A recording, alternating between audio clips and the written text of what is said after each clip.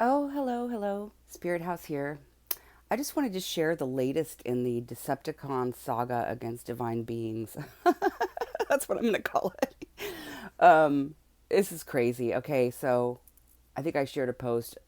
It was a week ago from last Saturday. I was rear-ended and it was like intuition red flag. I knew that that this person was paid to rear end me, okay? I just immediately knew. Um, it was at a red light.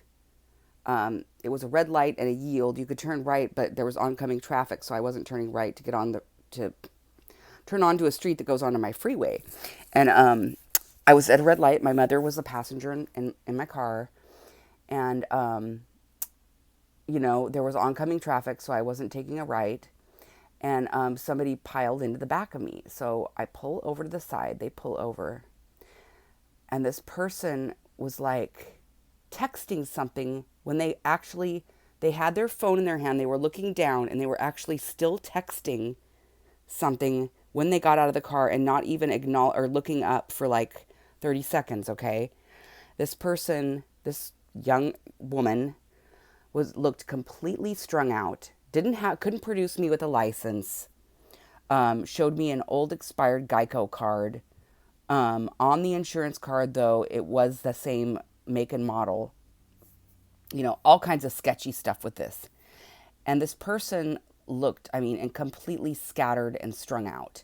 Like, I hate to be judgmental, but I'm pretty, I could just the vibes off this person was like they would actually agree to pile into somebody for a bag of meth or something. This person looked that bad.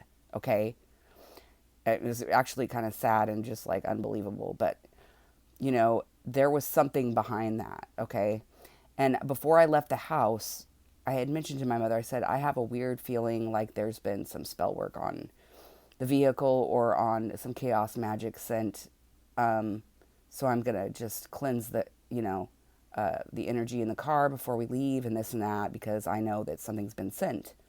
And sure enough, we're not even like, we're a mile from the house and we get piled into. So we were fine, and everything like that. But okay, that happened. So I called my insurance company and, I talked briefly with the claims guy and he was like, okay, we'll call Geico and give them the information on their client. And then, you know, um, we'll give you a call back. So I called Geico and I was waiting for a call back from them. Okay. And I get this voicemail. Okay. I received this voicemail yesterday, but it was from the late afternoon, evening before that. And there were two of them consecutively from this girl. Well, okay, from this woman. Okay. Um, and anyway, they said that they were from my insurance carrier, right? My primary insurance carrier. And they said, this is a corporate. I'm just calling back for to talk with you and help you file your claim. And it wasn't the guy that I normally talk to for my branch office, but I thought, okay, well, maybe he had to delegate tasks, because, it was from state. They said they were from State Farm. Nobody else would have known that at that point, right? So I call her back and, I give the policy number. It's like, oh, hello, yes, yes, Donette, blah, blah, blah. We got a call from your local office and we're going to handle this for you. And I'm like, okay, fine. So I gave her my policy number. Oh, I'm having a hard time. Is this your name? You're the, primary, and I'm like, yes. So they had my name, which is not anything. Okay, so they had me verify at my home address. Okay, and I wasn't thinking about it at the time, and I did verify that. Okay, and then I started thinking this person was like, I'm having trouble finding this, and I was thinking this is the most incompetent person, ditzy, just like imbecile. I'm sorry to deal with for an insurance claim. It's like nothing was, and then I thought, oh, okay, okay. So after a few minutes, I'm like, I'm just going to call. Oh, well, we'll just, let me call your local office um, to to let me handle this claim through your local office. And she was like, what's the name of your local State Farm office? And at that point, I was like, you know what? I'll contact them directly. And I just hung up. And so these people, I mean, it's like to a level, the only way that they would have known my insurance carrier is that I had contacted my office to file a claim is if my phone and was hacked and they were monitoring my calls. And the only way they could do that is to have access to my information or access to do this through illegal means or abuse of power. Okay? And there's a new hit on me. These same people have put a new hit out on my life because the person that they had employed before backed out. Okay? I know this psychically. Okay, I just know this. I already know all this. And so for whatever reason, I'm not even going to get into that right now. But they have some new flunky or somebody, or this woman's trying to take it into her own hands, but just really sucks at trying to scam people. I mean, it was just like, wow. But you know how you deal with a lot of incompetent people that can't do their job, so it wasn't like anything new. When you're trying to deal with stuff like this, you get a lot of people that are just incompetent. You wonder how they were ever hired, right? And I'm not meaning to sound rude, but that's the case with anything. When you go to do anything, it's like there's a lot of people you have to tell how to do their jobs, So I was like, at first it wasn't a big deal, but then it's like red flags, red flags. But the only reason I trusted it to begin with is because how would they know my insurance carrier? This and that, this and that. And so it was like, I have their voice recorded. I have the voicemail saved. So then I call my insurance, my local insurance, auto insurance office.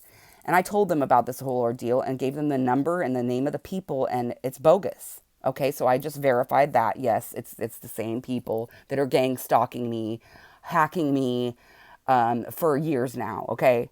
But really bad in the last 3 years. So these are the people that are trying to eliminate me. So anyway, yeah, that was interesting. So that was yesterday, like around noonish or whatever.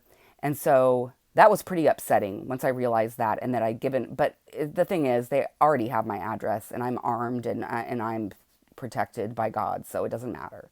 Because none of their plans, no matter what they do, are going to pan out for them. But it's, so then I go to take out, it's garbage night, right? So all three go out, my recycle, my yard waste can, and my garbage. And so I take out one of the my first can, and I'm rolling it out to the curb. And my neighbors to the right side of, to the right side of me, who've lived there for about a year now, been very difficult to deal with. Let me just say that as of late. But I'm rolling out the first can, and on the way back, I see 4 of them standing there like a family portrait, okay? With all of their phones up, recording me walking to take my cans out with their phones up, not just taking pictures, but record. Okay, so I noticed them there, all facing me, standing on their sidewalk. Okay, so I come back and I grab the second can, and I take it, I roll it out down my driveway, out to the curb, and I roll up, or I come back, and they're like following me with their phones. And so I take the third can out, and on the way back, I'm like, hi, you recording something?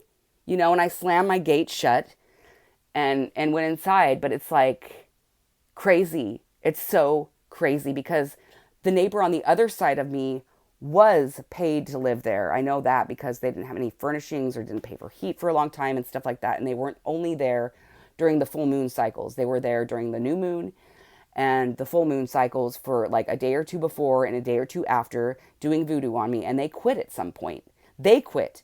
I could still feel it being sent to me from overseas, but the neighbor on this side, on the other side of me, quit, who lived alone, right? And has actually been, the vibes are better, it's been pretty nice lately. For whatever reason, they quit. But there was stuff being sent to me from that house for a while. But on the other side of me now, these people are acting totally crazy. So it's like, it's just watch your step, because I mean, this is like not just your like people calling from impoverished places around the world, trying to scam. This is more sophisticated. This is like the white collar crime that criminals that have been targeted me from this group before, with fake jobs, and trying to, money launder through my bank account and all kinds of crazy stuff, trying to set me up. So just be very careful, because it's not always easy to spot right off the bat. And the only way that they could have known that is by tracing my calls and hacking my phone. That is the only way. So just be very cautious. I mean, if somebody calls you and it says they're from your bank or whatever, just make them verify that first. I mean, I didn't think about it with the auto thing, because I had called and left a message to file a claim, and so I hadn't thought about it. But yeah, it's serious out there. I mean, it's serious. You have to watch everything and use your intuition for everything. So anyway, I just wanted to let you guys know that, to warn you about this, because it's getting like desperation in the air for them. It's like, it's pathetic and it's desperate.